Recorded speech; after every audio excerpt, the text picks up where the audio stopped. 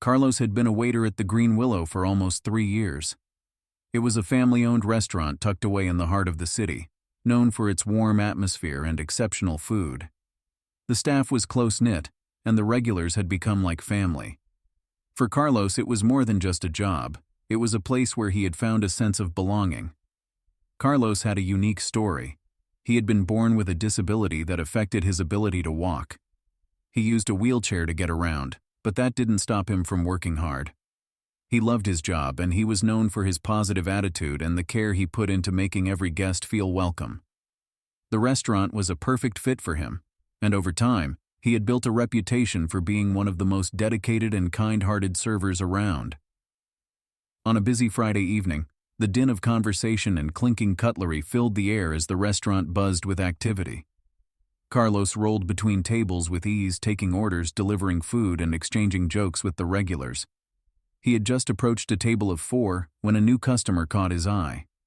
A young woman, clearly dressed to impress, sat down at the far end of the restaurant. She was surrounded by a group of friends, all laughing and chatting loudly. The woman, who Carlos recognized as Olivia Bennett, an influencer with hundreds of thousands of followers on social media, seemed to be the center of attention. Carlos had heard of her. She posted videos mocking all sorts of things, from exaggerated luxury to making fun of everyday situations, all for the sake of views. Carlos knew he would have to serve her eventually, but he didn't think much of it. It was a busy night, and he was just focused on getting through the rush. But what happened next left him shocked. Carlos wheeled over to Olivia's table with a friendly smile, ready to take her order. "Good evening, ma'am," he said, his voice calm and professional. "What can I get for you tonight?" Olivia looked up at him, her gaze slowly scanning him from head to toe. There was a slight smirk on her face, as if she were trying to figure out how to make this moment into something viral. "Wow," Olivia said loudly, causing the entire table to quiet. "I didn't realize this place had a waiter like this.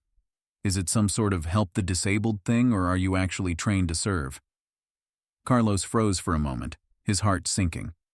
He had been humiliated by rude comments before, but something about the way she said it, loudly, for everyone to hear, felt different. Olivia continued, not even attempting to hide her amusement. "I bet you're the type who wants to make a big show of your bravery, huh? This should be fun. I'll make sure to tag you when I post this." Her friends giggled in the background, but their laughter felt sharp and pointed, like they were all in on the joke. Carlos held his ground, refusing to let her see that her words had stung. "I'm sorry if my presence here is inconvenient," Carlos replied, keeping his voice steady despite the hurt. "But I'm here to make sure you have the best experience tonight. How about we get started with your order?" Olivia chuckled, her phone already out. "Wow, you're such a good sport. This is going to make for such great content." Carlos felt his stomach churn. He knew she was filming him, probably intending to make a viral video at his expense. But he wasn't about to let her have that satisfaction. He turned and wheeled away from the table, focusing on the next task at hand. Carlos was just about to place a drink order for another table when he heard Olivia's voice again, louder this time. "Hey, waiter, you forgot my drink. What kind of service is this?" she shouted, her voice dripping with mockery. Carlos bit his lip but didn't respond. He knew there was no point in engaging with someone like her. He could hear the other diners around the restaurant murmuring, most likely wondering how he would handle the situation. But before he could make it to the bar, something unexpected happened. One of the regulars, Mrs. Carter, who had been sitting in a booth with her husband, stood up. She was a petite woman with a no-nonsense attitude, and she had been a loyal patron of the Green Willow for years. She marched over to Olivia's table, her eyes narrowing in disbelief. "Excuse me, young lady," she said, her voice firm. "You should be ashamed of yourself." Olivia looked up, her smirk faltering. "What?" she asked, confused by the sudden confrontation. "You think it's funny to mock someone who's just doing their job?" Mrs. Carter continued, her voice rising with each word. "You think you're better than him just because you have some followers online? That's the kind of person you want to be known as?" Olivia's friends shifted uncomfortably in their seats, but Olivia herself just laughed. "Oh, please relax, it's just a joke." Mrs. Carter leaned in closer, not backing down. No, what's not a joke is how you treat people. I've been coming here for years, and I've seen how Carlos works. He's been nothing but kind to every guest who walks through that door. And you think it's okay to make fun of him for a cheap laugh? The restaurant fell silent.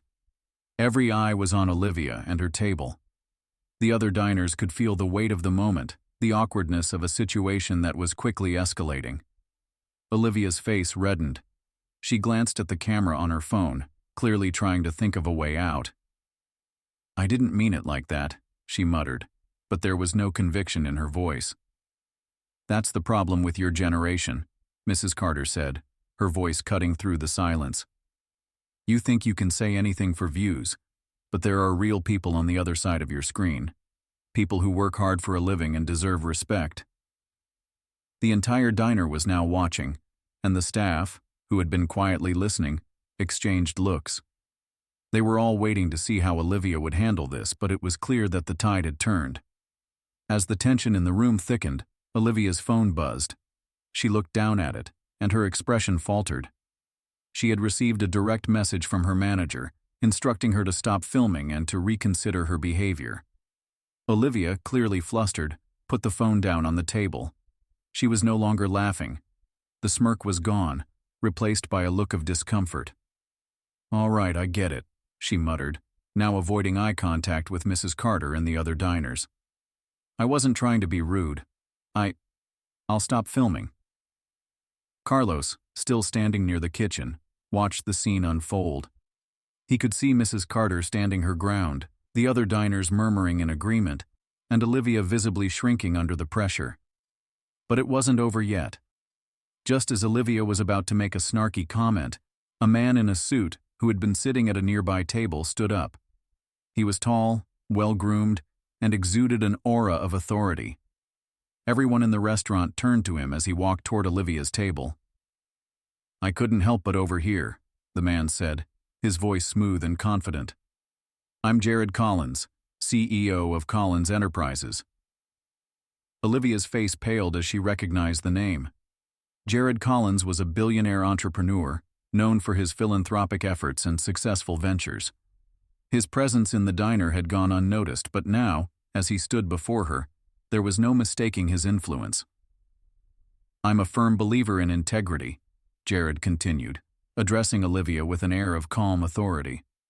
"And I believe that people should be held accountable for their actions. I'm going to take this opportunity to remind you that your followers are not the only ones watching." He turned to Carlos, offering a sincere nod. "You've done nothing wrong, my friend. I have great respect for your professionalism and patience." Jared paused, then addressed the entire diner, his tone carrying weight. "I think we all can agree that kindness and respect should be the standard, not just for those who serve us, but for everyone." The restaurant erupted in applause, and Olivia's face was flushed with embarrassment. Her video was no longer going to get the viral views she had hoped for. After the confrontation, Olivia quickly paid for her meal and left the restaurant, her entourage in tow. The diners and staff alike watched as she exited, the once confident influencer now deflated. Jared Collins stayed for the remainder of his meal, chatting with Carlos and Mrs. Carter, both of whom had gained his admiration.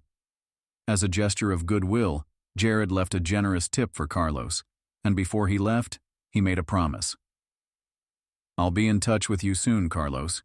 You've shown what true character looks like, and I'd like to discuss some potential opportunities with you," he said with a smile. Carlos, still processing everything that had happened, felt a sense of gratitude wash over him.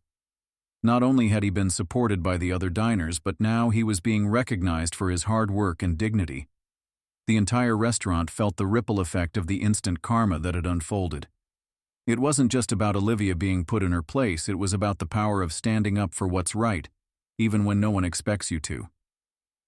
As Carlos rolled back to his section, a new sense of confidence and pride settled within him. The evening had started as just another busy night at the restaurant, but it had ended with a reminder of the strength of community and respect.